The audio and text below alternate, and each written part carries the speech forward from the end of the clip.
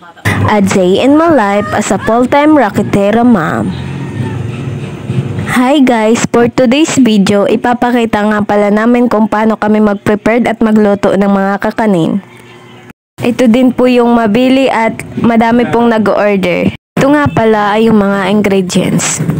So dito nga pala guys, sa paglagay ng tubig sa glutinous rice ay dapat paunti-unti lang. Nang sa ganun ay mabilis na po siyang ipilipit, ibilog-bilog at hindi po siya masyadong basa.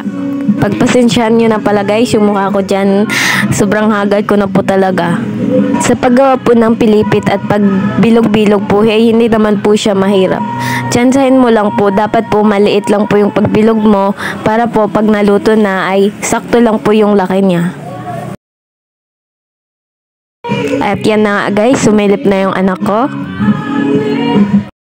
So guys, panoorin nyo na lang po pala kung paano ako magpilipit at magbilog-bilog po para sa ating butchi at sa bitso-bitso. Sa biko at latik naman po ay hindi na po siya ginigiling. Bigas na po na malagkit yung ginagamit natin dyan. Sa latik nga pala guys ay meron po siyang caramelized na palaman sa loob. Sabi ko naman po guys ay gata lang po siya at nilalagyan lang po siya ng asukal para po mas malasa at mas masarap po yung ating biko.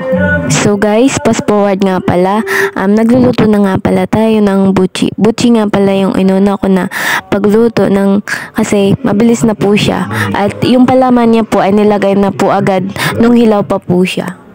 Yung sa bitso-bitso nga pala kasi guys ay pagkaluto na po nilalagay yung caramelize niya at nilalagyan din po na siya ng sesame seed.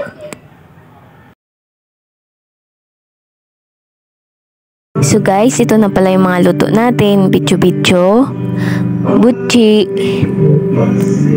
biko, at latik.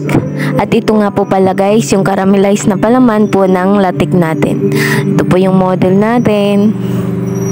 Pagpasensyahan nyo na po pala guys yung mukha niyan. Gusto nyo din po guys na umorder, DM or PM lang po kayo dito sa page ng Hilda Kakanin and Spot. Yun lang po, thank you for watching.